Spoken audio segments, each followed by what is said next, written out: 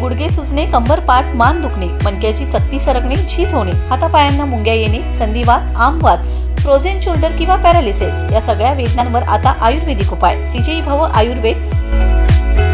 गुडघे व मणक्यांच्या विकारावर विशेष आयुर्वेदिक उपचार केंद्र. नेवरी, तालुका कडेगाव, जिल्हा सांगली. पुणे त्रिमूर्ती चौक, धनकवडी. मुंबई दादर पश्चिम. आजच संपर्क करा.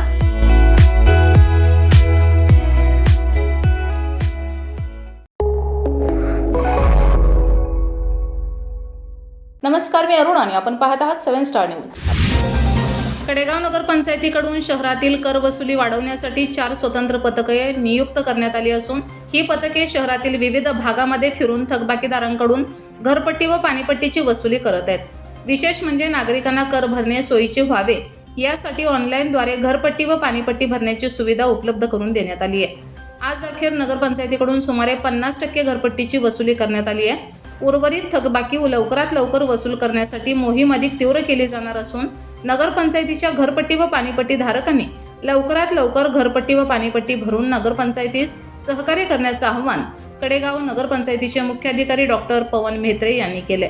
पुढे बोलताना डॉक्टर म्हेत्रे म्हणाले की या पथकामार्फत आतापर्यंत थकबाकी न भरलेल्या 15 पेक्षा अधिक कनेक्शन सील करण्यात आले असून कर न भरणाऱ्या थकबाकीदारांना जप्तीच्या नोटिसा देण्यात येत असून त्यांच्या मालमत्तावर सील करण्याची कारवाईही सुरू करण्यात आली आहे.